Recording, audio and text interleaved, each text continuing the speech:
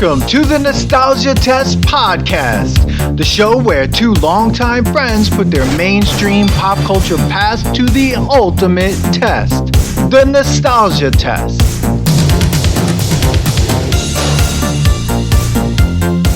All right. Are you ready for this? Yeah, I think so. Let's do it. Are you, though?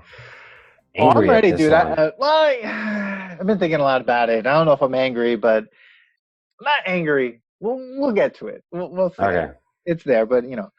Well, welcome everybody to another episode of the Nostalgia Test Podcast. I'm Dan Dissinger here in LA, and I'm here with my friend and co-host Manny Coelho there in New York. Manny, what's up? What's going on, Dan? How Party on. Yeah, party on, dude. Party on. And Party. I think like we're repeating. I feel like it's almost deja vu, right? Wasn't that used in the last? If you haven't heard the last episode, party on has been a contentious catchphrase, and we're going to get into that. But yeah. It's been a pattern here. I think in the 90s, partying. You know, Partying. A lot of partying. Party on, dude. Yeah, party on, dude. And today we are doing, I would say out of all the episodes so far, probably the most notable besides Teenage Mutant Ninja Turtles, do you think? Yeah. Well, I mean, Bill and Ted was... Yeah, this one's definitely, I think, more notable. Yeah, and to let everyone know, we are talking about the 1992 American comedy Wayne's World. Wayne's World, party time, excellent. I mean, I know. But that's the thing. Like, you see, like, I hear Wayne's World, and I think there are things about Wayne's World that immediately I think about, and it makes me happy, and I smile. Yeah. Then I sat and watched the movie, and kind of don't know what's happening. But, I mean, first impressions, Manny, before I even get into any facts. Before you get into your facts, I just want to go my first impression, I actually liked it more than I remembered. I remember I liked this movie back in the day, but I wasn't in love with it. Okay, I wasn't like, I quoted like three of the things, like the Wayne's World or Party On or Not. Like Not was a big thing, remember? Like you say something absolutely. like, yeah, you know, like, yeah, I'll be there tomorrow. Not, like that's what I remembered, right? Yeah. But I actually enjoyed it. I actually watched this back to back with Bill and Ted, and for some reason, I enjoyed this more, even though it was sketch after sketch after sketch after sketch. There was nothing. This movie was just like an ADD heaven. Oh, there was nothing to anchor yourself to in this film. Nothing at all. I mean, I had nothing. And I think that's what bothered me probably so much, that like there was no world. There was nothing. You couldn't suspend your belief at all. You're like, this is nothing. This is every cut is suspend my belief. I think they needed to suspend, not like unsuspend their belief that there was a world around them. It was like they lived in a dome. I have no idea how this even came about. But just a few facts before we're already there. We're there. We're already in it. But Wayne's World, from the Wikipedia page, is a 1992 American comedy film directed by Penelope Spheris, produced by Lorne Michaels, and written by Mike Myers alongside Bonnie and Terry Turner. Based on the Saturday Night Live sketch of the same name, it stars Myers in his feature film debut as Wayne Campbell and Dana Carvey as Garth Algar, respectively, a pair of rock music fans who broadcast a public access television show. It also features, and this was crazy, it features probably the craziest amount of actors of all time: Tia Carrere, Rob Lowe, Laura Flynn Boyle, Brian Doyle Murray, Chris Farley, Ed O'Neill, Ione Skye, Meatloaf, and Alice Cooper. And also one of my favorite characters. I mean, and one of my favorite actors, I'm just going to give him a shout out, Lee Tergesen from Oz, who, Tobias Beecher from Oz. In it, which it's so hard to see him in anything else because he's literally just, to me, Tobias Beecher from Oz. Oh, yeah, man. Dude, he was in the background in one of the most famous scenes in this movie. Oh, so, he's there. He's in a lot of this. He's in a lot of it. And he does one of my favorite things, the countdown, when he was like 3. And they're like, yeah. The hand job. Oh, my God, everything. But like, okay, so there we go. That's Wayne's World. Oh wait, one of my favorite parts about doing the facts. Money Yeah. facts. So Come the on. budget of Wayne's World was $20 million, which blows Bill and Ted's budget out of the water, and it's obvious because this is a Saturday Night Live film. I mean, this is probably the most. I think they said the most successful film out of a Saturday Night Live sketch, and so on and so forth. So you have $20 million budget, and it made $183.1 million. That Dude, is still one of the highest grossing, if not, I believe the highest grossing SNL film based on a sketch. And also I heard it didn't even take that long. Like this was filmed in like 30 something days, 36, 30, 34 days. 34 days. It was Can you filmed. imagine that? 34 days? The director was like, if they wanted to improvise something, they're like, if it could be done in 26 seconds, we could do it. Like, go ahead. They only shot things like 2 or 3 takes. It's Oh my crazy. God, that is crazy. Some of my favorite people in this film, Laura Flynn Boyle, who was coming out of Twin Peaks, which I love that show, and those movies. So it was Oh really yeah. kind of, and she was one of the funniest people. I would have to She say, the to one, me, the obsessed girl. yeah, the ex-girlfriend. Yes. She Yes. definitely, to me, was one of the funniest characters in the film. Like anytime I saw her, I was like, all right, something really hilarious is going to happen here. I was really happy to have her in that film. But on top of that, the film was nuts. Like Nuts. absolutely, like Everywhere. going back to what we said, like Nonstop. to me, it was not even anchored in a reality, because if they show the end of one show in the beginning of the film, it starts there on where we see Rob Lowe, and Rob Lowe's watching. What's funny is like this public access show is huge. Huge. Now, have you ever watched public access television? No. Me neither. No, I'll take that back. I've flipped through Mm-hmm. and like watched like 10 seconds of it, and I'm like, yep, not watching this. Yeah. Like, but apparently this thing was being watched everywhere. What were they trying to compare this thing to? I don't know. But apparently everyone loved it. Everybody loved it, and they loved it so much that like Rob Lowe saw it. I mean, we'll get to what Rob Lowe is. I mean, spoilers ahead, but I mean, he's insane. This guy, his whole character is so weird. But like, he saw this as a it was the first time he was in a comedy. Yeah. He wasn't, he was part of the Brat Pack. That's right. So like this was like out of his comfort zone to be this way. But yet, fast forward to like recently, he was in Parks and Rec. But he also did Tommy Boy. Oh, I mean, he was great in Tommy Boy. Yeah, amazing. So I think this kicked it off. Like this made him get out of his comfort zone and kind of be like that good-looking guy who's supposed to be serious, but he plays like his comedy was his awkwardness is, I guess, his comedy. I don't know. It was good. He laughs at himself. Yeah. He was like a funny version of Patrick Bateman from American Psycho. Like at some point, I thought he had like a closet full of like dead hookers or something. Like he freaked me out at some point. His apartment was too clean, and he had so many pleats in his pants. It was crazy.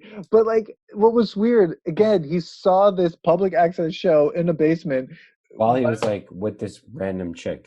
Yeah, who never comes back. She's gone. You never see her again. No. That's what I mean. You never see her again. No. He probably killed her. This movie is actually the making of American Psycho. Yeah, this is the behind the scenes of American Psycho. He's actually dreaming. That's why you can't really find this world, because it's in his head. Yeah. Like he made this all up. Dude, okay. This world only exists in Rob Lowe's character's head. Imagine that. Imagine like you watching after he's decapitated this one girl. At the end of because he was upset about somebody's business card having better paper. So he went home, took a nap. For some reason, he imagined himself in this world. End of the podcast. End it here. Rob Lowe's Patrick Bateman. Rob Lowe's Patrick Bateman in a dream land. Oh my God. This is what he was dreaming the whole time. I wish we had a huge audience right now. Hey, someone cut us a commercial with Rob Lowe's Patrick Bateman. American Psycho. And you just like open up to the next scene where he's about to like, chainsaw some girl's head off. Dude, it would work at the end of this movie if you fast forward to the movie. Like, because the there's amount of no endings ending there to were. this film. Yeah, there isn't. It ends weirdly. It ends so weirdly. It like ends, and then it's just like, oh, we didn't like that one, so here's another one. Oh my god! They can literally put this movie in American Psycho. Like, just put it in. Just plop it in. I guess when Patrick Bateman's doing push-ups, and he's watching Wayne's World, and he imagines himself to be Rob Lowe. Yeah. Like, I just wanted more pleats. More pleats. Oh my god! Raised print. Oh my god! So that was Rob Lowe's character. We have any. So he's supposed to play like a producer, right? He's kind of like a Lorne Michaels. Yeah, he's like a producer for a TV show, Well, actually, I don't know, right? Because like for some reason, his boss is this guy who makes games, has arcades. No, so he's a marketing. What does Rob Lowe do for a living? What is Rob Lowe's character? What does he do?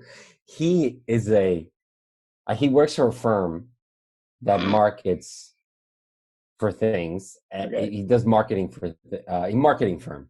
And one of his clients is an arcade guy.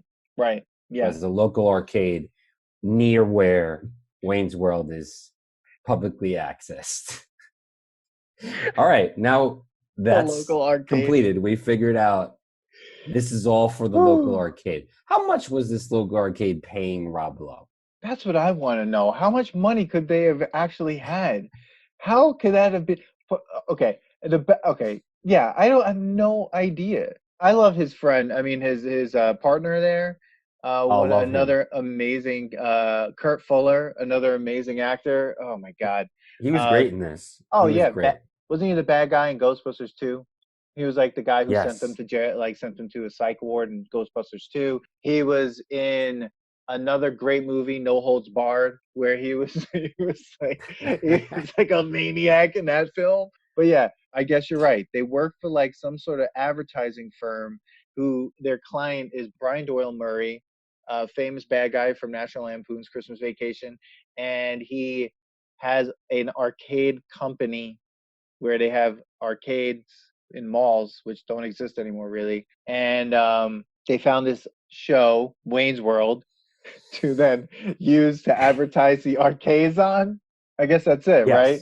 Because it's going to appeal to the kids. But then watch that show. Okay. Who happen to be 25-year-olds playing high school. Are they in high school? Okay, this is another question. How old are Wayne and Garth supposed to be? Because they both still live with their parents who don't ever show up. No. So Wayne lives at his parents' house. But do they drink at all?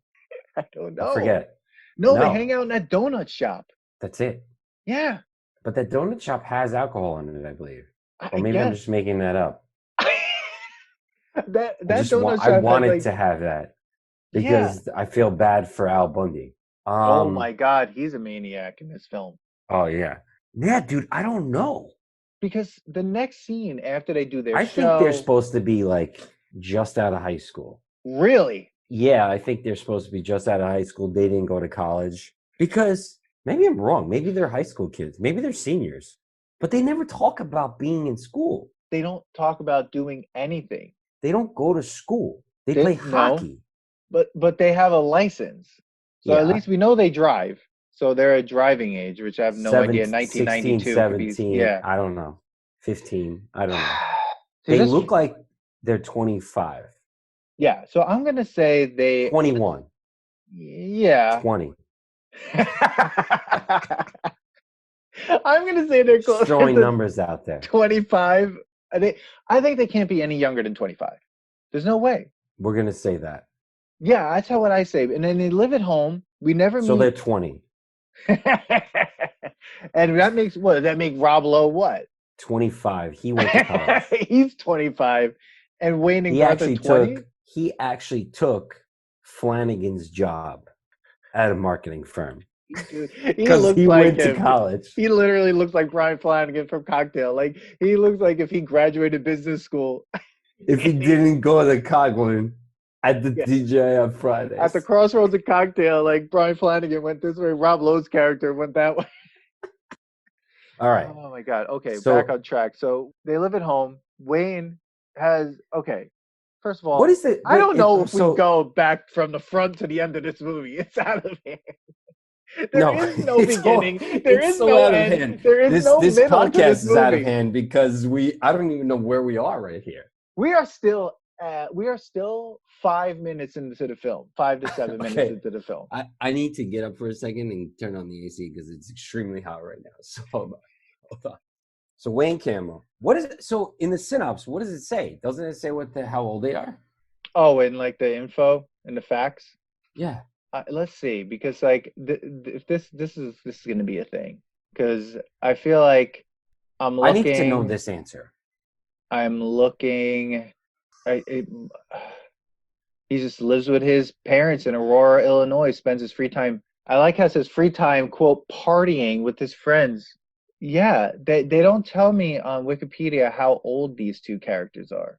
I think they're supposed to just be like Ageless? you know, yeah, ageless. Dude, it's a dream world. Doesn't matter. Well, it is kind of like a dream world because think about the trajectory of what happens. They do that one episode. Rob Lowe sees him. He says, "This is a great opportunity for me to steal some intellectual property and make some money." Right? Next scene, they leave. They get in a car. Immediately, that Bohemian Rhapsody thing happens, which I never thought happened in the beginning of the film. No, I don't remember that as a kid. I felt the same way, and I was like, I thought that part of the film happened like way later in the film. I did not remember that it was within 5 minutes of him explaining that he lives at his parents' house and he does this show and like says the quote about like, doing the Wayne's World for, getting paid. Yeah, when monkeys fly out of my butt. And then like all of a sudden they're in the car and they're going to pick up their drunken friend who's always drunk. Dude, that has guy has alcohol poisoning. That guy looked like a heroin addict. Like, bro, that guy, I was concerned for him. Yeah, I was totally concerned. When I was a kid, I had no idea what was going on. I thought, oh, that guy's just drunk, I guess, or whatever. Now, as an adult, I saw that. I was like, I'm concerned for that guy. He was just on a bus stop bench. Like, he was just on a bench in the middle of Illinois somewhere, and they saw him, and they picked this guy up. Yeah, and they're just fine with having this dude who just is like, whatever. Could you imagine being that guy, though, and then having to be in the car? You're in the middle of the back seat, right? They're not even nice enough to let that guy sit in the front near an open window. They're like, all right, You're fucked up. We're putting you in the middle in the back seat, and then we're going to blast Queen in your face. And he wants to get out. There's a part where he's like, please let me out, basically. Instead of like Figaro, he's like, I want to throw up. Like he wants to throw up. He wants out of that car. They're forcing this guy to stand around. They don't hear him. They don't want to hear him at all. No. They're in their own world. Wayne is trying to hide his Canadian accent like the entire time. I mean, like I would say like most of the time during this movie, Mike Myers is like doing an impersonation of an American because like his Canadian accent comes out so many times. I was like, whoa, wait a second. And then he goes back into being Wayne. And then he says something and it's like this weird Canadian thing. And I'm like, he is not on top of that. Like, but it was so weird for them to kind of put that Queen thing right in the beginning because that's the most iconic scene in the entire film. Like that. Bro, you know what that did for Queen's album sales? Oh, they blew up. They shot back up to number 2. That's in the billboards after that movie. Wow. Because of that. Wow. Crazy. But think about it. Think about how like that scene in 1992 then spawned for years afterwards when we started having parties and how many times we sang that entire song. Better than Wayne and Garth. Because they didn't know the words. Oh, way better. If you watch Garth, doesn't never know knew the words. No, Dana No. Carvey did not know the words to that He song. didn't take the time to do it. He didn't think it was going to be that big of a thing. No. They didn't even like doing it because they had to drive while they were doing it, and they actually didn't like it. But Myers wanted to put it in there because it reminded him of like headbanging, like with their friends driving. Dude, that spawned so many times of us like being at parties singing that song. Like, we were at a wedding. Shout out to Duck. And we like basically quack quack. We took over the wedding by singing Bohemian. Like it was playing, and we acapellaed the whole thing. Oh my god! Acapella. All because of this movie, if you think about it. Yeah, there's no way that if this movie didn't come out, that wouldn't be happening in parties across Long Island, where like people would just get up and start singing that song. That song had become so big and iconic and it's a long song. You know, it was a known song, but not to our generation like it was. No. Like unless you had a dad who was like, or parents who were like really into Queen and constantly playing Queen all the time. Yeah. I don't remember listening to that song until I saw this movie. No, not at all. Not at 1992. I mean, 92. You have Nirvana. You had like grunge, and then all of a sudden, Bohemian Rhapsody becomes like the biggest song on the planet. And then all of a sudden, you're listening to Queen's greatest hits. Yeah, and now one of the greatest. Greatest albums of all time. But now Queen is relevant again. Yeah. You know. So crazy. Yeah, that scene happens so quickly, and then in the middle of that, or before or after that, they stop and Wayne looks at that guitar. They're basically setting up everything in the film on that drive. Yes. You know, from Rob Lowe to the show to then. Well, yeah, he starts off with, what I really love is to do Wayne's World for a living. It might happen. Yeah. And monkeys will fly out of my butt. They do that. The Bohemian Rhapsody. And then they look at the guitar and they're like, I will have her. Yeah. I forget exactly what the quote is, but that's basically what he's looking to do, is have enough money to get this guitar. Yeah, right. To get that guitar. And then do they end up at the donut shop right away, or that insane club? Wow. I think they're going to the club and then they end up, wait. No, they go to the donut shop first. So they drive all the way to this weird donut shop or diner. Is that where they picked up the friend? That might have been where they picked outside of the donut shop. No. They just went there. Okay. They do things with no reason to do them. They just do stuff. These two guys who don't change their clothing throughout the entire film, and days go by. I mean, the time passes, and these guys are in the same clothing, like they're cartoons. Yes. Like cartoon. Like you're right. It actually is shot like a cartoon. Yeah. Which was why it was so annoying, because it was a 95-minute cartoon, bro. I was just like, why is any of this happening? I was waiting for an anvil to fall on someone. Yeah, it was a cartoon because you basically, every scene was just a new sketch. It was just a new joke. It was a new set up punchline, especially like, Wayne's like humor. Yeah. Definitely like a cartoon. Yeah. But like, they went to the donut shop. That was a whole scene. And then Ed O'Neill has his insane psychopath like monologue. He's a maniac in this movie. It's almost like he killed his family from Married with Children, ran away, and then like got this job in Illinois to like run this diner. And he's like there. Everyone's a murderer in this film, running away from some crime, and they're all in this town. Dude, but like, crazy. Yeah, and he's in there. He gets a two-camera narration. Everyone gets weird two-camera narrations. Mike Myers, Garth, Ed O'Neill. I think Rob Lowe does a two-camera shot as well, like just looking straight down the barrel of the camera. Everyone. Fourth wall was broken down right away. Oh my God! And I'm like, okay, I get why. I get it. But one thing that annoyed me, the main thing that annoyed me about this whole film, was you never return to actual Wayne's World.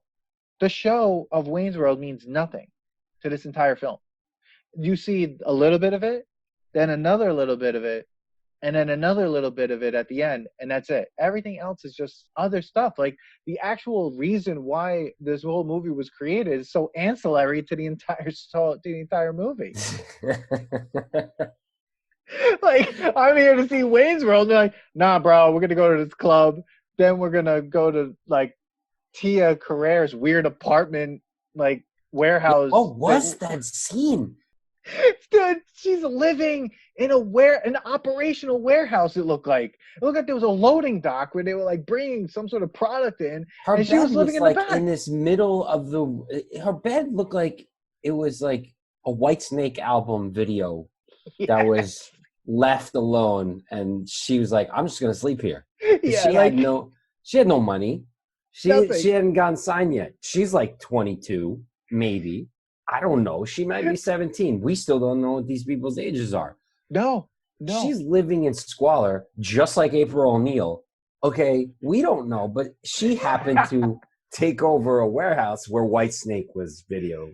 Yeah, yeah. It was like they shot the White Snake video. And she might have been in it, and they're like, "All right, let's break all this down and throw it in the garbage." It's like, "Oh, well, I'll take it. I'll just leave it. I'll clean up." And instead of cleaning up, she set roots down, and she's like got a mailing address, and and she lives there. But during the day, they're like loading, I don't know, what like product on a loading dock sometime somewhere outside this warehouse, and like Wayne goes there to like be with her. What a weirdo.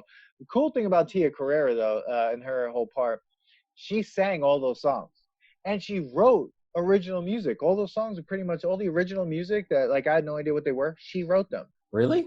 Yeah, those are Oh, all wow. her songs almost. So she wrote all that music. She wrote the lyrics. She sang those songs. So actually, like that was an amazing performance. But I was just baffled by like where she lived. No one had a real home except for Rob Lowe. Well, Wayne had a real home, but that basement was a pretty big basement. That basement reminded me of the That 70s Show basement. Yeah, yeah, Because it took forever to walk down the stairs. forever. Like, it was like a very long stairwell. Yeah, it was a very long stairwell, but we never go back there. It's No, the because most then Rob Lowe makes like the set. You know, he like makes Wayne World into a set. right. But No, I we go want back there. We go back there like at the end of the movie. yeah, for 2 seconds, like and then some weird mafioso comes in there, and like it's I like still don't know how the movie was that. Well, I mean, the show was that funny though. Like we only saw. it was bad. It was Let's be bad. honest. If you saw that shit on television, you would be like, "What is this garbage? Like, how is this a show?" You know what I mean? Like, but like you need that. You need Bill and Ted. You need Wayne's World to then have Beavis and Butthead. I think, but you'd never go back to this basement. It's the most iconic basement in the entire thing, and it's where the sketch from SNL is. It's everything, and yet you only see it 3 times, like very quickly. It was so weird to me. I didn't understand why I wasn't watching more in the basement. You know what I mean? Because the show sucked. Because there was one part, remember, they're like, "We're in Delaware. We're in Delaware." That I remember being funny. Like, Delaware. I'm in Delaware. Like, there are jokes in this movie that made me laugh, like that stuff. But some of this other stuff was just crazy. So, where are we? All right. So basically, we're nowhere because we're as mumbled and jumbled as this movie is. I think we're at the. So he's at the donut shop. His Right. friend, I guess they're trying to sober up their friend. Who does he have a name? No, I don't know what his name is. And in fact, this is where we see Garth's obsession, that girl, that blonde girl. Oh, and then you get the swing. Yeah. Swing, Garth swing. is Which, by the way, is annoying. totally annoying. I was like, this movie is these two guys walking around with boners the entire time. And Garth is a stalker. He scares me. There's something behind the eyes of Garth. Like he's another serial killer. I feel like him and Rob Lowe are just serial killers in this film, and Mike Myers is like a doofus walking around. Hey, I'm Wayne, and it's like Garth is just like, hey, and then looking at things and just like being like, at night he just stays out all night and just like hunts people. Yeah, and he thinks about Bugs Bunny if Bugs Bunny was a girl. What the hell was that? Do you know that was improvised? Yeah, that was improvised. That whole thing of them being on the hood of the car was like the last shot of the film, that like when they were filming, and she was like, just do whatever you want, and like that was improvised, and it was pretty funny because he was like, yeah, no, I never thought of that. Did you ever do anything like that? Watch the planes like that? No, but I've seen that shot many of times. Right? I do watch planes. I like planes. I like travel. I see, but I've never, and I live by an airport. But like, I've never. First of all, no one could get that close to an airport. No, no, Not nowadays. no. If you stop your car that close that No. you'd be able to just hang out and look up, you would get arrested. Oh, You 2 would be seconds. too close to an airport like that. Yeah, they'd be like, "Why are you over here?" Yeah. Like, I've seen that a lot in like movies shot in LA. Like, yeah. how close you getting to the lax? Come on. You are not to the lax. Dude, you don't want to be that close to the lax. No. Because it is gross. And plus, why do you want to be under a plane? There are just fumes.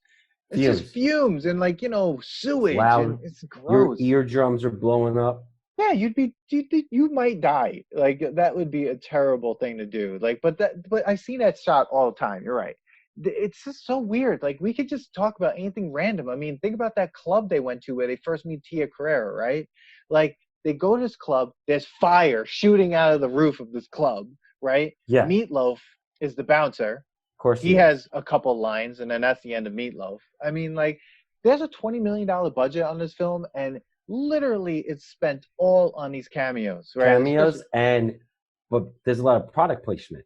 Holy shit, dude. I love that they make fun of the product placement. Yeah. In the movie. They had to. They had to because it was flagrant. It was ridiculous. Every 2 seconds, it was just like out of hand. Oh, but it was everywhere. Yeah. There's a scene. And it wasn't, they didn't even hide it. Oh, no.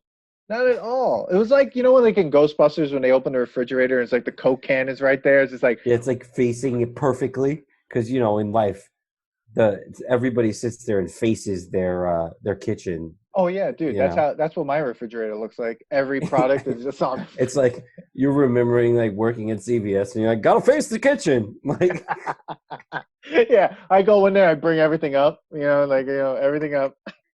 You don't have to reach in for anything. No, you don't have to reach in. Everything comes up, and I label everything. You have a sign behind it. It's like, please ask manager to order more. Yeah, exactly. Like, oh, do you want a rain check? The hell is that? Does anyone know what a rain check is anymore? Yeah, what is that? Useless. Can I get a rain check? Yeah. Is that like a real thing? I wrote so many of them for canned mushrooms when people were buying them from Walgreens. No, you wrote rain checks? Ton of them. Wait, that was a real thing? Yeah, people would come in if we didn't have the sale item. They would ask for a rain check, and then you'd ask how many they wanted, and they're like, "Oh, I want 20." So they come in next whenever it was back and not on sale, buy 20 of them, and get the sale price. Because they had the rain check. Right. What did the rain check look like? This is a piece of paper with like some. Why was it called rain check? Because you know how people go, "Oh, you want to go out for lunch? I'll take a rain check," meaning like we'll do some other time. It's like I'll get this some other time. Oh, I thought it was like saving it for a rainy day. No. It all probably ties into. Well, it's rain check. Yeah, I don't know, bro. I don't know. So they go to that dumb club. I didn't know that was the real thing. You were like issuing rain checks to people. Yeah, dude. The first time I've never heard that phrase actually being used. Like I've heard it being used, but I thought it was like a figure of speech. You're saying that actually had somebody actually said it, and you actually did something, dude. You have no produced clue. a rain check. Every time there was sales at like Walgreens or CVS where I would work, not now, but when I used to work in these horrible places. I hate these places. Anyway. Just making sure our fans know. Yeah, shout out to Matt Airy. You don't work there. Don't work there. But if a customer comes in and you had a sale item, like we had ridiculous sales. If anyone in here is listening, do not go to your drugstore to buy food items, like canned stuff. But we'd have sale on like canned mushrooms. So I'll never forget this. And people would buy them. And if it was out, then people would get a rain check for those things. Or like Jell-O. Like they would love to get like a sale on Jell-O and then buy 150 of them or something, like a maniac. And we don't have any more. And they get a rain check and like, I want 25. It's like, what? So you just write the rain check and get them out. Mine is blown. Rain And then checks are real. but those rain checks could never, if the item was discontinued, which happened a lot, then that rain check was useless. Oh, That's God. right. That's All right. Yeah. So it's cool.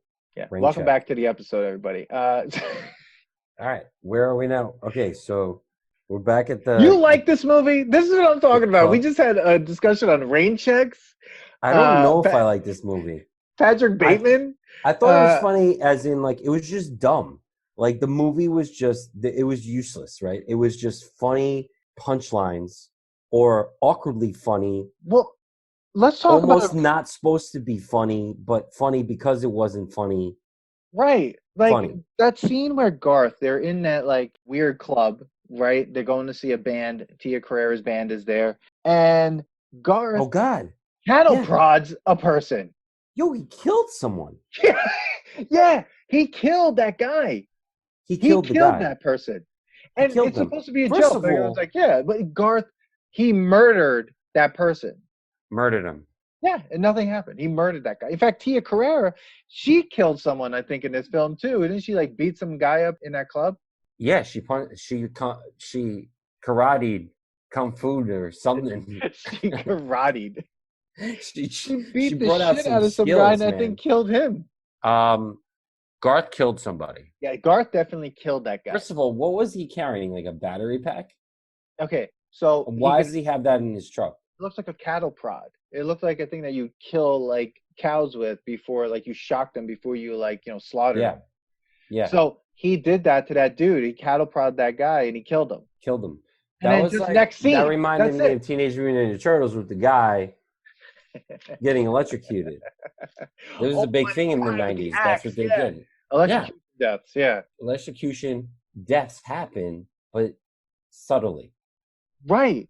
It happens subtly, but it's like he killed him and it's like, oh, next scene. Again, this is a cartoon. It was because you just forget about it. Like in cartoons, everyone's ageless. Like, how old is Bart Simpson? Tell me. How old is he?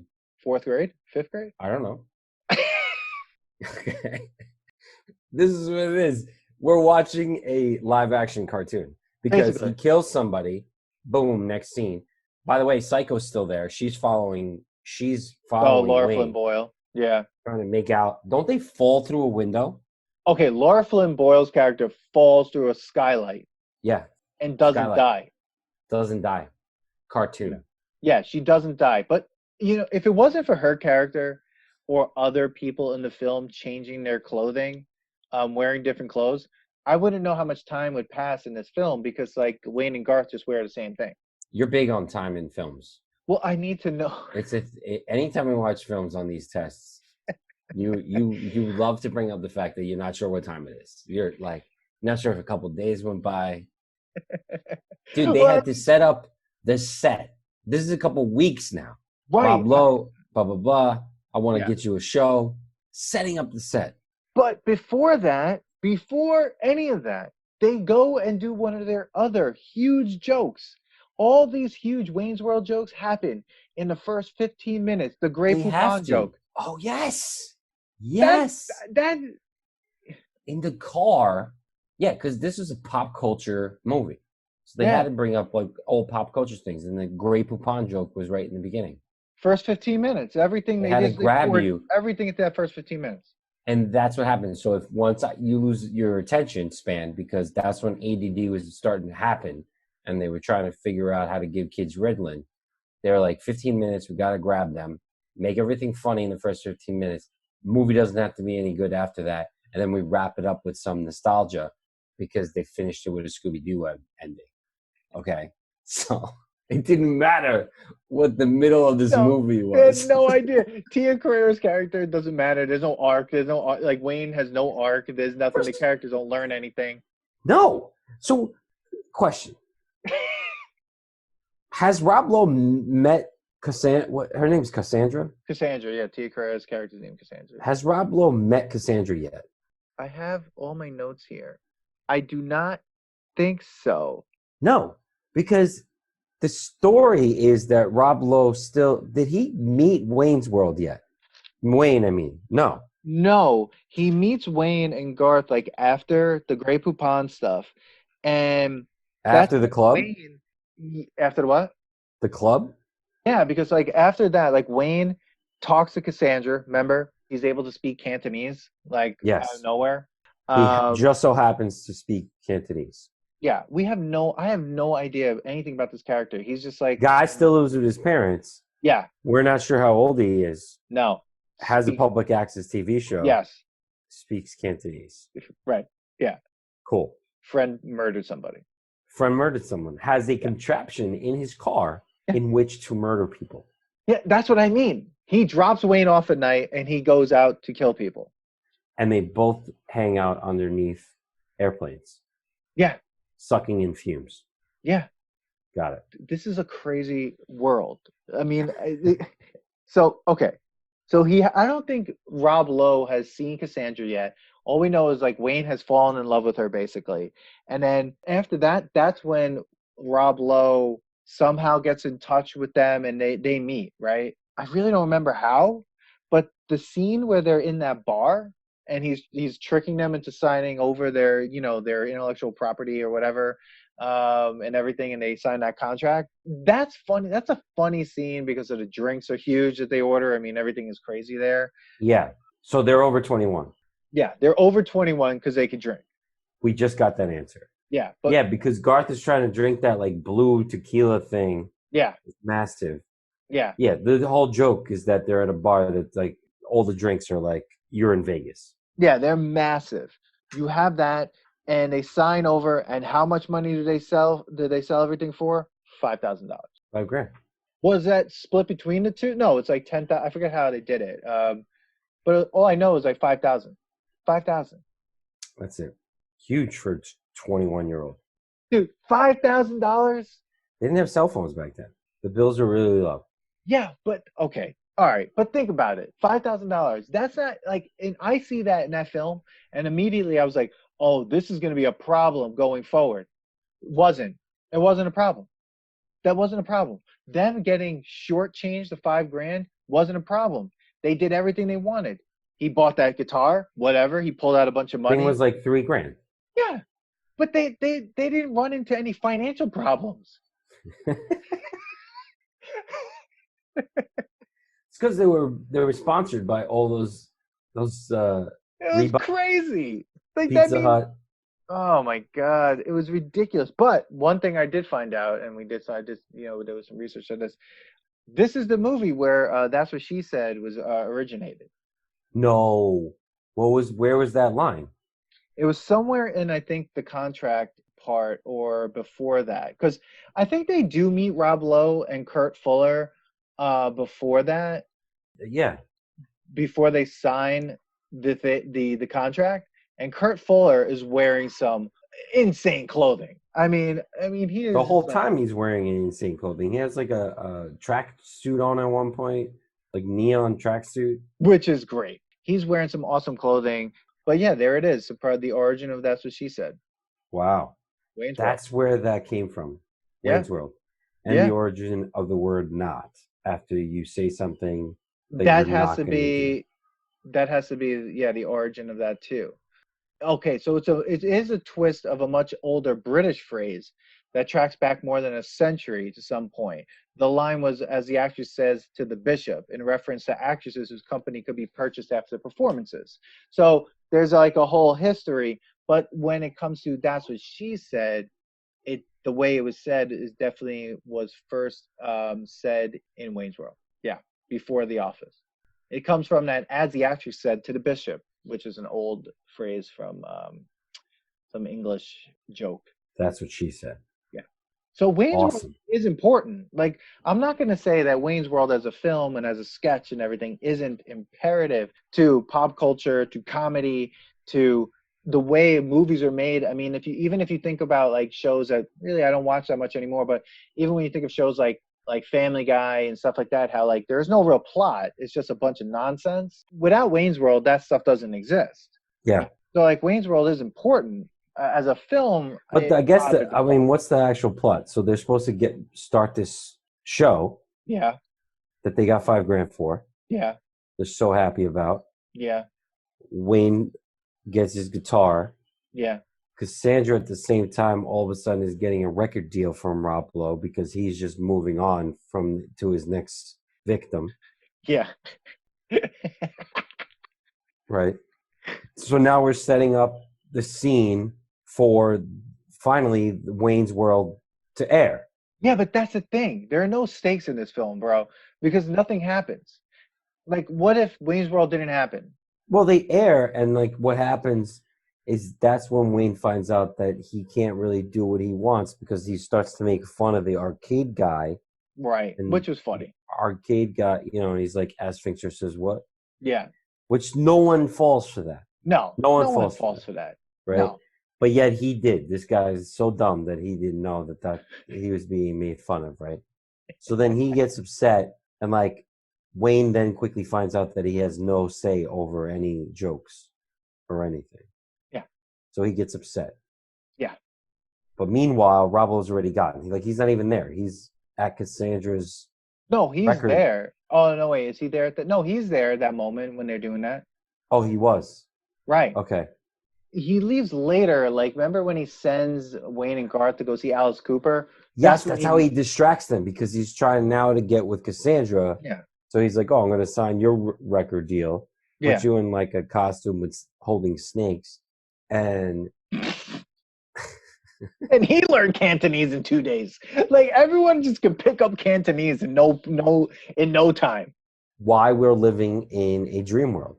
We're living in someone's head because, everyone speaks Cantonese. Come on, I mean, I have a note here just saying thank you, Laura Flynn Boyle, because to me, her part was imperative. She was funny. At least like you see things happening. Like she gets hurt, she wears a neck brace. At least you know that like, okay, people can get hurt. Question. Another random scene.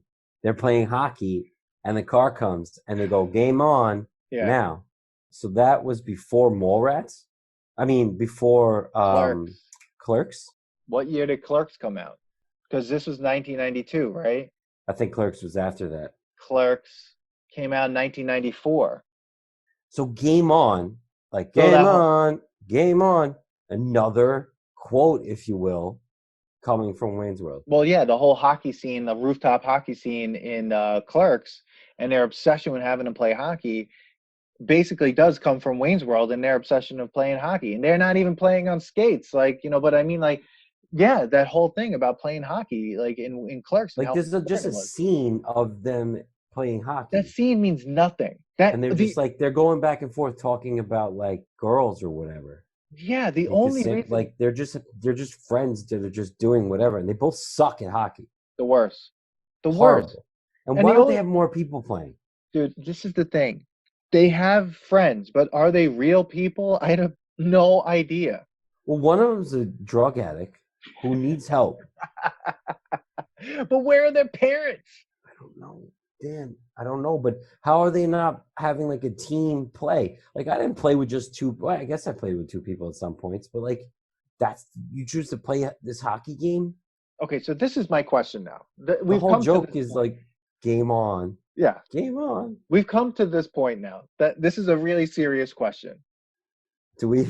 Are they 45 years old? Because only two men who are in their 40s or mid to late 30s who are so arrested to that, are some sense of arrested development, right, are maybe playing hockey together, right?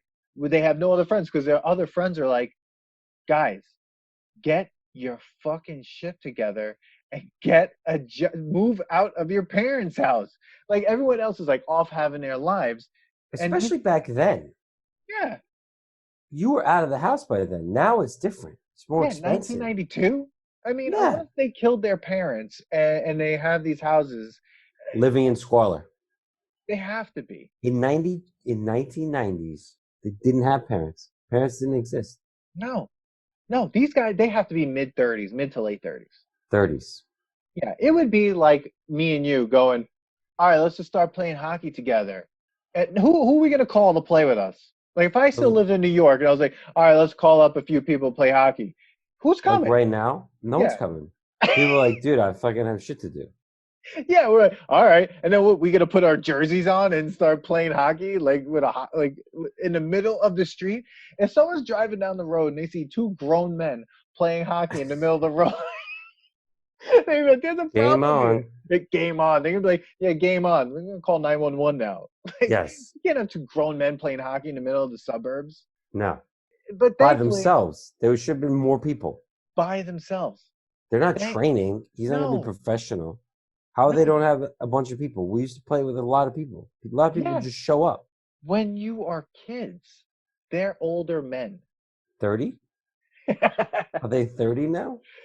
They have to be somewhere in their 30s. I believe they have to be somewhere in their 30s. Okay. Late 20s. I'll give them late 20s. Late 20s. Like, All right. guys, how old? We'll see, but the guys in Clerks were able to get people together to play with them. Yeah. But they couldn't get anyone. And they have friends. Those guys that are, working the cameras, they don't look like they have, like, I don't know, day jobs. Like, That what is else are their they going to job. do? Those guys aren't lawyers or, like, doctors or even anything. Maybe they didn't like playing hockey. Maybe the hockey was like a tribute to Mike Myers' Canadianism. Well, see, that's what Canadianism. That's what I think. That's when I saw the hockey, I was like, this is just Mike Myers wanting to put hockey in there. I mean, No, that's all that was. because think That's about all it. that was. Yeah, and the Love Guru is a movie based around hockey. He has to shove Canada in our face. That's it. Yeah. Okay. And the only reason you have that scene is Laura Flynn Boyle, so she can go, "Hey, Wayne," and then flip over her car. Yes. That's another iconic scene. Thankfully, they saved that for she's riding somewhere. a bike. Yeah. Yeah, why doesn't she have a car? She's 18. She's still in high school. Why is she obsessed with Wayne? I have no idea. He didn't even have a band. He talks about bands. He didn't have a band. He had a public access show. A public access show. He lives at home, and that's it. And he got $5,000, and it was like the biggest thing for him. He bought a guitar, which I don't know if he really knows how to play. And then he just, that's it. No, because we only hear him play like a riff, right? Yeah, and from he Stairway doesn't to even Heaven. get to finish it because there's no stairway. But yet Garth gets to like do a whole drum solo. Yeah. He really played those drums. Dana Carvey really did that. Oh, really? Yeah, he really played that. Yeah. That's cool. Yeah. See, I mean, there are cool things in this film. So there's another scene when they get distracted and they have to go, they see Alice Cooper. And they say, "We're not worthy" twice, right? They do first to like Aerosmith. Yeah. Cameo, Aerosmith. Wait, where was the Aerosmith cameo? Oh, wait. I'm sorry. I just messed up the movies. Was that a Wayne's World 2? Wayne's World 2. Was in Aerosmith. See, it doesn't matter. The two worlds went together. You have no idea. When they talk to Socrates? Oh, my God. Oh, my God. Yeah, so like, all right, so... You notice no one wears a seatbelt in this film? No, I didn't notice that. No one wears a seatbelt when they're in the car. Perfect. It's the 90s, Dan. Accidents didn't happen. All right, so they get distracted. Cassandra is shooting a film or something. No. That's not even happening yet. No, see, exactly. That's not happening yet at all. He comes back, or she's living. I don't know what she's doing. Doesn't she have a meeting with him in the apartment, and Wayne and Garth go to the apartment, and Garth now talks to the camera? Yeah, Wayne was Garth, ribbed for her pleasure. Like, was like creepily going through this guy's apartment. Yeah, and he said that was gross. Like, he was like, ribbed for her pleasure. Ew. I was like, what? Like, what is the joke there? He's a psychopath. He is a psycho. Remember he stabbed that thing, or he did that on set where like he bashed that thing. Yeah, he bashed that thing on the table or something. He's like, and like change. I'm like, oh my God. Yeah. I was like, there's something wrong with this guy. Apparently, Garth was based on Dana Carvey's brother, which was apparently a genius. Oh, really? Yeah. He carries around a killing machine in his car. Yeah, carries around a killing machine in his car. Yeah. Yeah, so Garth goes through this whole thing, his own monologue or, fourth wall breakdown of like how this guy is taking Cassandra. Yeah. And Wayne doesn't even see it. Right. If you're his best friend, why aren't you telling him that? That's what I want to know. These two guys, they don't talk to each other, or they just play hockey together. They pick up their drunk friend, their drug addict friend on the bench. They go to that coffee shop. He stalks that blonde woman who apparently later on you find out she actually works there. I didn't even know that she worked there. I thought she was just a person there, but she works there. Doing what? She sits down most of the time. She's a waitress. She was behind the counter at one point. Oh, all right. News to me. And why does Wayne have like all the power of attorney here? Like Garth has nothing to say. Nothing to say. Wayne just takes over. This is why there's got to be something wrong with Garth, and I think Wayne just takes advantage of that, and he basically just tells him, "I'm just doing this" or whatever. But yeah, he does that. He doesn't tell him that Rob Lowe is trying to steal his girlfriend at all. He just goes, doesn't say it. No, oh, we're going to see Alice Cooper. Cool, let's go. Like, yeah, dude, tell your buddy there. It's like we don't have to go see Alice Cooper. We could stay here. It doesn't fucking matter. Yeah. But they, and then they go see Alice Cooper. Chris Farley shows up out of nowhere. Yes. Every girl's isn't it like every guy's girlfriend is back there? Yeah. Yes. And then they go, oh, whose limo's that? And he tells them, oh, the guy from like Sony or whatever. And I'm like, he just set up the ending. Yeah. I was literally like, that's but it. But they make fun of that. Like they say, they're like, well, that was very specific. Because he was like, he's going to be on the. Yeah, oh, he knew a lot of specific, some weird thing like that. I was like, oh my God. It was like someone was behind me while I was watching this going like, huh? Do you get that? Huh? Huh? But that was, I guess that was so stupid about the movie. It's just that it's making fun of itself in a way. Yeah. But it's a comedy that's making fun of a comedy inside someone's head, which is also a cartoon. It's also American Psycho, which is also Brian Flanagan. Yeah. Cocktail. But I got it. I didn't need them to do it all the time. I didn't need them to go, got it? You got it? You got it? Like, yeah, dude, I got it. Shut up. Like, it's like someone who just narrates everything all the time. Like, hey, you see that shit? You remember what just happened? Watch this. Watch this. Yeah. What? Right there. You saw that thing turn blue? Yeah. Not to ruin anything, but just let me know. I'm going to tell you. It's now, like, oh. Do you see that she's wearing blue? Oh, so that something's going to happen. They're wearing the same blue. Yeah. Oh, whoa. You see that in the background? That guy right there? Yeah, he's a bad guy. Did you see they showed you the clock? They showed you the clock in the scene? Something's going to happen at 8:15. Shut up. Just write a movie with stakes. It didn't matter. Like, they got everything they wanted. It didn't matter. If the entire town exploded, it would have been like them two driving through a dystopic landscape being like, hey, so where we going now? Like, yeah. Well, it didn't matter because you could just change the ending, apparently. But can I just say there was like one weird thing, not just one weird thing about where Cassandra was living, but she had a clarinet on the nightstand out of nowhere. There was just like out of everything that was there, she had this weird, just a clarinet sitting there. Why? Clarinet? They wanted to show that she was musically inclined, and she also was trained in classical. I would have loved if she took that clarinet and started playing it, because it would have been way better than watching Mike Myers walk around in his underwear. Camera 1, camera 2. Sure. Camera 1, camera 2. Camera 1, camera 2. I still do that. See, you do that shit? I do. I joke around with Kristen all the time about that. I go, camera 1, camera 2. And she's like, what are you doing? I don't think she likes Waynesboro. Dude, that scene, the whole time I'm sitting there, I'm like, why does this woman like this weirdo? Like, what is going on here? Like, how has she let him in her warehouse? I don't know. Literally. I don't know. I like her bed, though.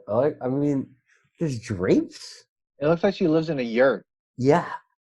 There's drapes. I'm telling you, she lives in a music video. Yeah, I like that. Yeah, you're right. She lives in a Whitesnake video. Totally does. Talking about music, there's a lot of singing in this song, in this movie. Of course there is. Full songs. I mean, I think it's like 4. The movie is about music, about dudes who like music, right? Right. They're supposed to be like rockers, cool guys that love music. Yeah, Are they supposed to be cool? Are they supposed to be cool? Oh, you backtrack. You're like, this was supposed to be about cool guys who like music. Wait, are they supposed to be cool? No, I Like, don't are they know. supposed to be like? I think they're supposed to be cool. I guess they're supposed to be cool, but like I wouldn't think that they were cool. To me, they're like Beavis and Butthead. Beavis and Butthead aren't cool. They're just like two They are in weird their own loners. world. Yeah. Well, they're in their own world. I feel like they're just two people that other people just tolerate in some way because they can't get rid of them and they're not Wayne, going away. the whole town helps them, Dan. Dude, look at that town. What do you mean the whole town? There's like a group of dudes help them. The people Ed at the O'Neill, donut shop. the Ed O'Neill guy, the guy who gets fired from the public access channel, right? A cop, who the cop was funny, I guess. Yeah. And that's it. And then, yeah, and then they help them do whatever. But I mean, it didn't matter what they did because like they could just change the ending. Wasn't the cop from Terminator 2, didn't he pull over Yes. Wayne in this movie? He was. I wrote that down. He was definitely, yeah, he was from Terminator 2. This movie had such random cameos. Yeah, that was so weird. What does that mean? Terminator 2 came out after Wayne's World? Before Wayne's World? Yeah. Holy shit. Yeah, which is crazy. I didn't think that. I didn't realize that that's how old Terminator 2 was. No, I thought it I would be. can't wait to test Arnold Schwarzenegger movies because, woo, let me tell you, those shits are hilarious. Oh, dude, my brain hurts. My brain hurts. We haven't even gone through this. I don't. This movie, this podcast is all over the place because this movie is all over the place. Yeah, really. Because basically, if we just talk about the ending. Okay, let's kind of like basically it just goes to a point where Wayne realizes that he got into a bad contract. Garth just follows Wayne, so it doesn't matter. None of this matter. Like the story about Garth doesn't matter. I mean, he's just a psychopath that's living with Wayne. But like, is he living with Wayne, or does he live with a by? No, where does he live? They don't ever say. But he has a car. Wayne doesn't have a car. Garth has a car. Right? Right. Okay. But yeah, we think Wayne is the smarter guy. He's not. He's not. He's not. Are we playing in front of Wayne's house when we're playing hockey? Or are we playing in front of Garth's house? Wayne's house? I think we're playing in front of Wayne's house. And why is the trailer there still? Who moves the trailer? Parents don't care about that trailer being there with the satellite dish? Yeah, I don't know. If you're not making that much money, that trailer's moving. That satellite dish is moving. And all that camera doesn't equipment. make money. Dan, it's a lot. What does the parents do? Nobody ever cares about what the parents do in these movies. No. Kevin McAllister's dad, nobody fucking knows what that guy did for a living. No, worked for the CIA. Maybe. I don't know. He had to have. I mean, he has made a lot of money to get have 1,200 people go on vacation with them. Not that great of a person though, because he forgets his kid. Okay. Nobody likes kids in the 90s because they're either not there or they forget them or they make them parent trapped. No, 90s parents are terrible parents. Yeah, it was parents versus kids. Yes.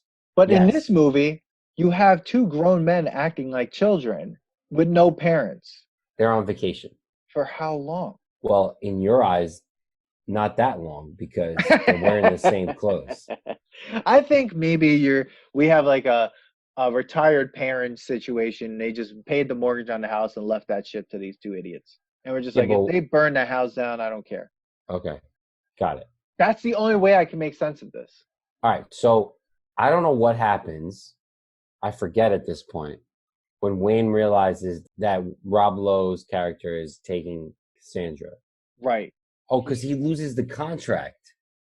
Because he doesn't want to change certain things, whatever.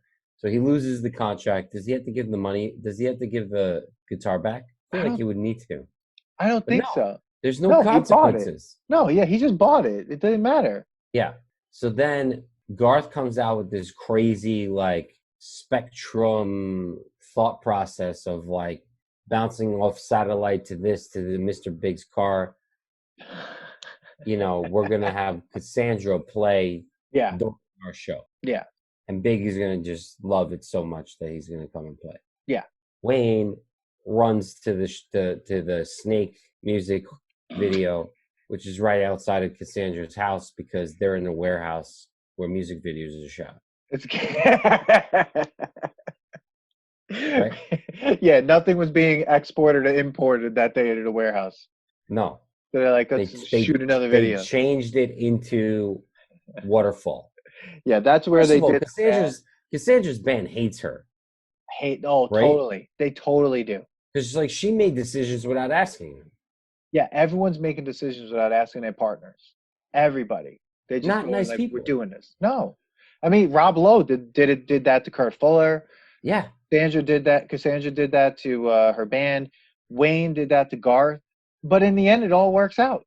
Well, when you could redo the movie 3 times, yeah. But like that's the thing. What the ending is implausible. Like, did they even have the technology to bounce a signal off a satellite into a television they didn't know existed inside a limousine? That like, how did they even figure that out? Pre-Google Maps, Dude, come on now. Pre-Google Maps. I mean, this is like hackers level, like computer technology. They had to use a satellite. I don't know how, man. I don't know how they did it. It didn't make any sense. I just don't even know how he got Cassandra back. I mean, he said some bullshit line and then he got her back, I guess. Yeah, and then she gets back while Rob Lowe is driving back and gets pulled over by the cop. It's daytime, isn't it? Or is it nighttime? Might be nighttime. He leaves during the day and then he gets pulled over at night. Oh, no, wait. Did he get pulled over during the day and show up at Wayne's at night? Again, where did they none of this matters. Where were they? I don't know where they were, but they finally got there. She got her whole band to leave. Like, she's like, Campbell, wait. Because she realizes that Rob just wants to, get it in. But, like, because he has ribbed for her pleasure. But, like, all of a sudden she leaves. How's the band coming with her? And she's got her, like, zipper dress on.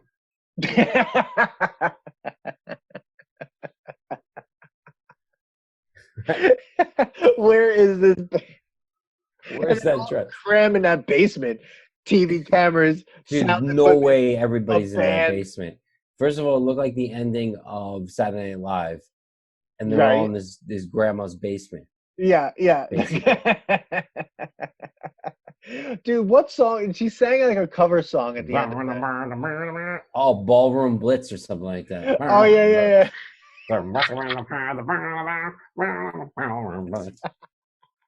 Another flawless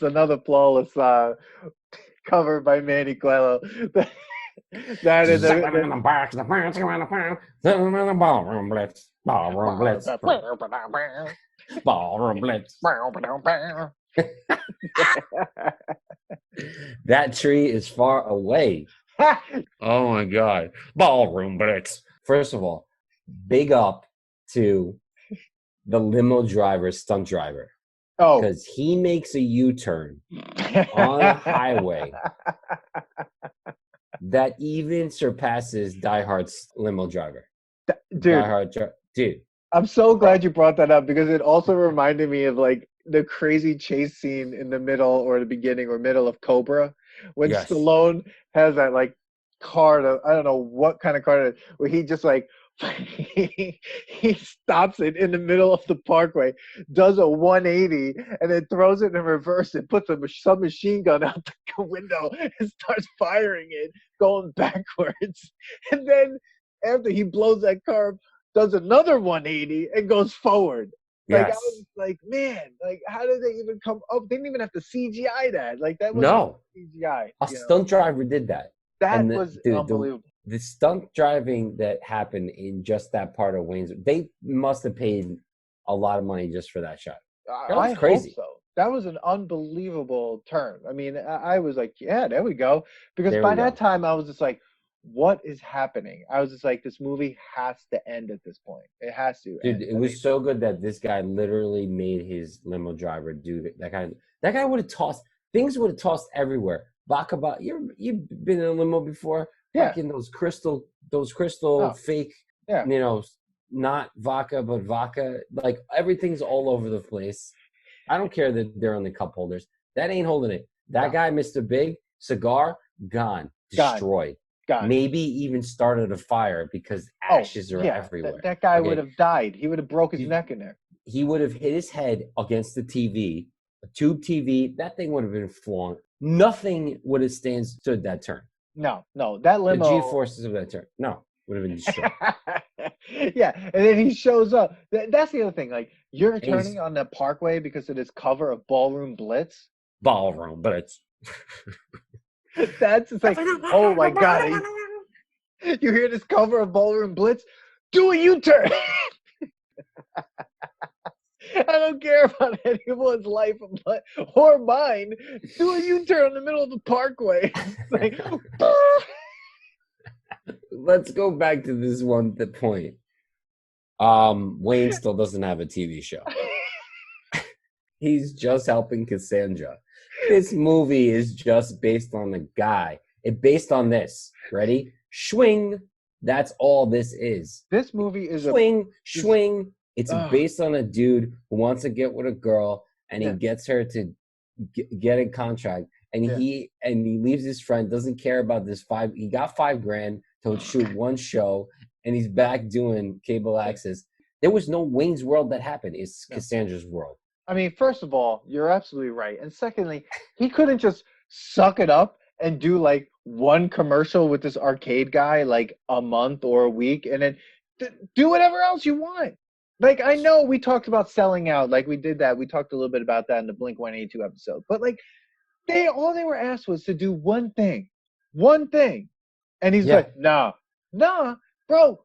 What do you have to lose? You have, like, what are you doing other than that? Playing two-person hockey and, like, going to a donut shop where Garth, like, pretends that he's, like, you know, doing that foxy lady dance, which, you know, back when I watched that as a kid was kind of cool. Now I watched that, I was like, this is creepy. This is creepy. Like, stop moving like that. Stop doing all of that. This woman is just, like, probably scared out of her mind. It's not like she ever has lines in this film. No. He's just this movie. It's Cassandra's world. Wayne is doing everything he can to get some swing, and nothing happens after that. They don't have a show. No. This movie was basically the plot of American Pie. It's like, all right, we all got to get laid before the end of senior year. Yes. That's all this was. Like, was Wayne trying to get with Cassandra the entire time. Mm-hmm. You're right. You're absolutely right. It didn't matter if he ruined his show. It didn't matter if he ruined his friendship, and his friend didn't want to tell him anything. So, like, you know, it just was about two dudes trying to get with girls, and the ancillary story of them having some sort of public access show and some stalker, you know, Wayne Stalker and all these other characters. And then and basically at the end is like, let's get Cassandra signed. Because that's going to get me to get her to love me. Yeah. And that was it. So it wasn't really about Wayne's World. Well, it's Wayne's World because it's his selfish world. And it's his world. So we get an ending. I don't even remember how it ended. Like, he shakes her hand. Oh, I really liked your stuff. So this dude just walks into somebody's house. Parents don't stop this guy. That's the thing. Like, did he knock on the door? Like, you know, guy looks like the guy from Fight Club who comes in and he's like, Sal's bar, right? I forget the Al's bar or something like that. He's like, I'm Sal, and then he gets his ass kicked by Brad Pitt. That's what this guy looked like. Dude, wait, but he is actually someone that, like, oh my god, he's been in a couple movies. He's been in some mafia movies. Like, I know he's from like Goodfellas or something like that. I've seen that hair. You see that hair everywhere. Oh. Oh my god, dude! Seriously, silver streaks over there. Oh my god, yeah. So, but that's what's funny. You have the one ending where it's just like, yeah, you're, I like you, but yeah, you're not ready. End of movie. Okay. And then it's like, well, we don't really like that. Let's do it. Well, and then she gets mad at Campbell, right? She's like, you ruined me. Right, she's mad, but the other band members don't give a shit. They're just kind of there. They're just standing there. Again, yeah, they're like two selfish people. And then Wayne goes, "Oh, let's do the extra happy ending." And then they do it, and she gets signed. She gets signed, and a couple of things happen. Yeah. Oh, and then like Rob Lowe like talks about how he like learned something or whatever, and then they do the one where Rob Lowe is like the janitor, the creepy guy. I forget who he is. He plays one of the older guys. Because they do the Scooby-Doo ending. Oh yeah. They rip up his mask. But we did forget that Kurt Fuller becomes like a good guy. He does. That's how they get the TV. That's how they get that shit into the limo. Yes. Right? Because they need Kurt Fuller. Because Kurt Fuller is playing security guard at the marketing department. TV No, show. was he? Oh no, he was Kurt Fuller's guy working with Rob Lowe. Yeah, but he was like for some reason at the place because they Yeah, were going to get the TV stuff, and yeah, he stopped them, and they're like, yeah. basically, we'll give you pizza. Oh my God, bro! I don't know. I don't really know what we talked about. No, I have no either. The only thing I'm sure of is that Rob Lowe is Patrick Bateman. That's my takeaway from this. Rob Lowe is Patrick Bateman, and we're in Patrick Bateman's dream right before he's about to chainsaw a woman's head off. Remember he used to like talk to himself in that movie? Yeah. Well, he talked to himself the whole time, but like he would black out when he didn't know who was what. Yeah. This is one of his blackouts. This is one of his blackouts. Oh, Manny. Well, here we are. I guarantee you we can start that conspiracy. Listeners, I want everyone to start a campaign that like Wayne's World is a blackout scene from American Psycho. This is Patrick Bateman's blackout dream when he is Rob Lowe inside this. Because I still don't understand how Rob Lowe, if he was a marketing executive, how he had the power to sign people to things. I don't know what he was signing them to. Nope. This movie was shot in 34 days. 34 days. It shows. Okay, dude. But made $100 million, over $100 million. 183 million. How? Yeah. I just want you to know that Wayne's World 2 came out like a year after, maybe not even. Budget 40 million. Box office $48.2 million. Wow, not that good at all. In 1 year. In not even a year. I think this one, Wayne's World 1 came out February 14th, 1992. Wayne's World 2 came out December 10th, 1993. Wow. And it made like not even half of what it made. Dana Carvey played Garth as like a favor on the sketch in Saturday Night Live. Didn't know that this was going to go where it was, and everybody got very like into their property of those characters. Yeah. And then I think Mike Myers, even at like a reunion, realized that he owed a couple people apologies and basically apologized to the director and said it wouldn't have been as funny without the director. Well, yeah, he had such problems with the director that he blocked the director from doing the second film. Yeah. Which is crazy because the director probably took whatever craziness this script was and patched it together. I mean, I can't even imagine editing this film. I mean, Good luck editing this podcast. I'm not going to edit it. It's going to be one it's over. Like I'm playing it exactly. This is a Mitch Hedberg first cut. Oh my God! CD jokes, Manny. CD jokes. What do you think? Public access podcast called the Nostalgia Test. We're at the most important part. Oh, the part that everybody should just fast forward to? No. If you're just tuning in, no. Yeah. Oh my God, I don't know. I don't know what to say about it. I want to say I liked it before we started talking about it. It's funny because sometimes when we talk about stuff, I go through it and I'm like, oh, I actually didn't like it, and now I do. I think I'm kind of. It has a lot in it that made it to pop culture and things that I'm still saying. The one thing about Wayne's World that after we talked about it, for me, the watching experience was rough. See, I felt that way about Bill and Ted. Yeah. Yeah. But then after talking about it, I was like, it actually was a pretty good movie. I definitely have more of a plot than this fucking movie. Well, yeah, there were stakes involved with Bill and Ted, like drastic stakes. I mean, I've been watching a fun movie. Wayne's World? Wayne's World. It was fun. I think it was funny. fun. It was stupid funny. It did make fun of itself. It didn't take itself seriously at all. No. You don't have to watch any of it. You could just turn it on and be like, oh, there's a joke. Oh, there's a joke. Oh, there's a joke. Within 15 minutes, you'll have a joke. Yeah, you don't have to watch this from the beginning. No. But there's no reason. I will say that watching the first 15 minutes is enough. Yeah, that's where all the iconic jokes are, pretty much. I think there's one more after that somewhere. But, I mean, and there's a lot of stuff we didn't get to. I mean, there's jokes and stupid nonsense all over the place. I think watching it was rough. I just had a hard time. But I think talking about it is fun because it's so stupid. And like Yes. I would say it's probably a fun movie to watch when you're not like never thinking this is serious. Like there's nothing to take serious in this film. There's no plot, there's nothing. And I think knowing that allows you to have fun watching it. But for me, it does not pass the nostalgia test. This movie Ooh. remains a nostalgic film. I don't know if I want to. I don't know. I guess I feel bad saying that because it's like this iconic film, and people are probably going to kill me for not saying that it passed the nostalgia test. But this is personally for me. Like, I just don't think it gets out of the '90s. I think there's so many things that have come out of that film, but I think it's. Would you watch it again?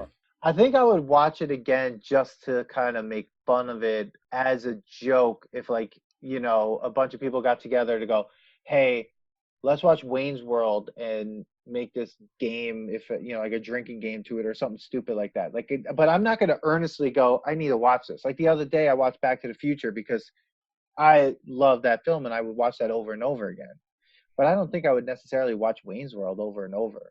And I think it's only because the nostalgia of it is so strong for me that it's only there in that moment in the 90s for like it's a 90s film that I would just go, yeah, but it's not a 90s film that leaves that nostalgic space. I think I agree. I agree that it's nostalgic and it will just be that.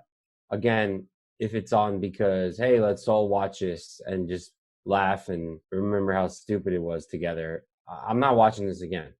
Like I said, I could say other buddy movies that passes the test that are still funny now, even more than nostalgic, just like some other movies that we've said in other episodes. Yeah, this is just kind of there. It was stupid. It was fun. It doesn't make any sense whatsoever other than just being a bunch of jokes. Ballroom Blitz kind of shit. Oh my God. Well, everybody, that's the end of this episode of the Nostalgia Test. Hope you enjoyed our random walk through Wayne's World. But I do feel like this episode definitely mirrors what Wayne's World is. It's like a bunch of random jokes that could have happened at any time. It just needs to happen. And that's exactly what Wayne's World is. But it is also definitely an important, iconic 90s film. Hope you enjoyed the episode. We'd love to hear your thoughts and let us know what you think. And Manny, do you have any final words for our listeners? Party on, Dan. Party on, Manny. All right. Thanks for listening to today's episode. Please subscribe to the Nostalgia Test podcast to know when new episodes drop. Don't forget to leave us 5 stars and a positive review so more people can find the podcast. Share your thoughts and memories on today's topic on our Twitter @NostalgiaTest and on Instagram @TheNostalgiaTest. Tune in next time because you never know what pop culture will pop up on The Nostalgia Test.